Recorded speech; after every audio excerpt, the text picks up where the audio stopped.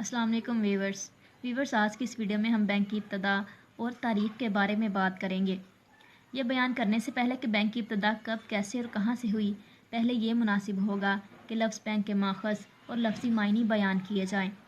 लफ्ज़ बैंक का माखज़। जहाँ तक लफ्ज़ बैंक का ताल्लुक़ है, इसकी इब्तदा और माखज़ के मुतालिक मुसन्निफ़ीन में काफ़ी इख्तलाफ पाया जाता है। इस लफ्ज़ के माखज़ के सिलसिला में 3 नज़रियात हैं। लफ्ज़ बैंक के मुतालिक पहला नज़रिया। पहला ये कि लफ्ज़ बैंक अतालवी ज़ुबान के लफ्ज़ बैंको या बंची से माखूज़ है, जिसके मायनी बंच के हैं। कुरान वस्ता में यहूदी सौदागर बेंचों पर बैठकर मंडी में अपना कारोबार करते थे। जब किसी यहूदी ताजर के कारोबार को खसारा हो जाता तो लोग चौराहे में इसके बेंच को रख कर तोड़ देते और कहा करते थे कि इसका बेंच टूट गया है, बाअल्फाज़ दीगर इसका दिवालिया हो गया। लफ्ज़ बैंक के मुतालिक दूसरा नज़रिया। दूसरी राय के मुताबिक ये लफ्ज़ फ़्रांसीसी ज़ुबान के लफ्ज़ बैंको या बंकस से निकला है और इन लफ्ज़ों के मायनी भी बंच के हैं। बैंक के मुतालिक तीसरा नज़रिया।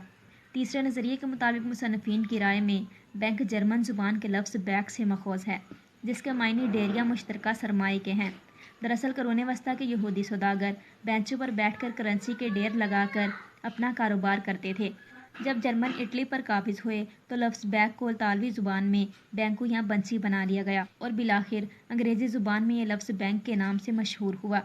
उर्दू में इसे बैंक या बंक कहा जाता है, लेकिन अरबी और फ़ारसी में इसको सिर्फ बैंक कहते हैं।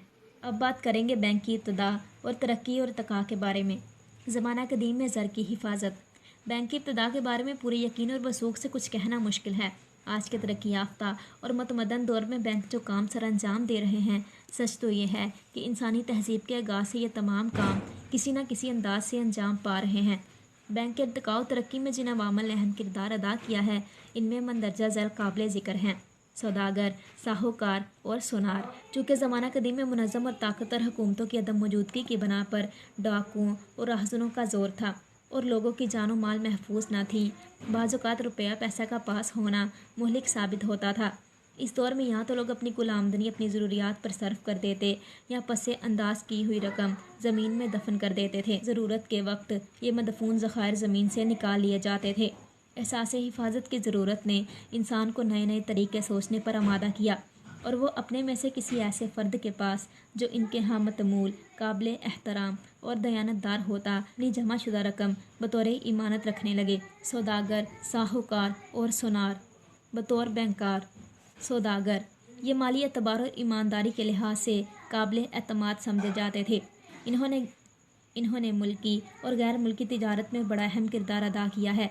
काबिल एतबार लोग होने की वजह से इन्होंने गैर मुमालिक में अपने एजेंडों, दोस्तों और रिश्तेदारों को जो कि दूसरे मुमालिक में तिजारत की गर्ज से फैले हुए थे, हदायत दी रखी थी कि वो तहरीरी रुके दिखाने वालों को एक मुकर्ररा रकम अदा कर दें और वो ताजरान तहरीरी रुकों को पढ़ने के बाद फौरी रकम अदा कर देते थे। बाद में इन इजाज़तनामों ने बैंक ड्राफ्ट की शक्ल इख्तियार कर ली। साहूकार। साहूकार वो लोग हैं जो ज़रूरतमंद लोगों को कर्ज देते थे। इब्तदा में तो अपने निजी वसाइल से कर्जा लेते थे और इस पर सूद वसूल करते थे, मगर ये कारोबार बड़े महदूद पैमाने पर होता था। लेकिन बाद में जब इनका कारोबार वसी हुआ तो इन्होंने कर्जा देने की खातिर लोगों से कर्जा लेना शुरू कर दिया। ये लोग चूँकि मालदार होने की वजह से काबिल एतबार समझे जाते थे, लिहाजा लोग इन्हें मुनाफा की खातिर खुशी से कर्ज दे देते। लिहाजा ये लोग आवाम से कम शरह पर कर्जा हासिल करके आगे ज़रूरतमंद लोगों को ज़्यादा शरह सूद पर कर्जा देकर मुनाफा कमाते थे। लिहाजा आज के तजारती बैंकों के दो अहम फ़राइज़ इमानतें वसूल करना और कर्ज देना साहूकारों के कारोबार की तरक्की याफ्ता शक्ल है। सोनार। ज़माना कदीम में सोनारों की माली पोजीशन काफ़ी मजबूत हुआ करती थी और वह अपने पेशे के लिहाज से मतमूल, काबिल एतबार और दयानतदार समझे जाते थे, क्योंकि इन लोगों के पास सोने, चांदी, हीरे, जवाहरात वगैरह के ज़खायर होते थे और वो इनके लिए लोहे के बड़े बड़े संदूक रखते थे। अक्सर सोनार अपने सोने चांदी के ज़खायर की हिफाजत के लिए हथियारबंद मुलाजम भी रखते थे, जिससे चोरों और राहज़नों को इन्हें लूटने की जुर्रत न होती थी। इसलिए वो दौलतमंद लोगों ने अपनी कीमती अशिया मसलन सोना, चांदी और ज़र को इन सोनार के पास जमा करवाना शुरू कर दिया। सोनार इस हिफाजत के सिलसिला में इन लोगों से कुछ रकम वसूल करते थे, जो वो बखुशी अदा कर देते थे। جب سناروں اور شاہکاروں نے وقت گزرنے کے ساتھ ساتھ اپنے تجربہ سے محفوظ کیا کہ امانتیں جمع کروانے والے لوگ مہینہ مدت گزر جانے پر بھی امانتیں واپس نہیں لیتے، بلکہ کبھی کبھار اس کا معمولی حصہ مانگتے تھے اور باقی رقم ان کے پاس بیکار پڑی رہتی تھی، تو سناروں نے سوچا کہ کیوں نہ یہ رقم ضرورت مند لوگوں کو قرض کی صورت میں دے کر اس سے منافع کمایا جائے۔ اس طرح سناروں نے قرضہ لینے والوں سے کچھ معاوضہ وصول کرنا شروع کر دیا اور اس طرح سود کی ابتدا ہوئی۔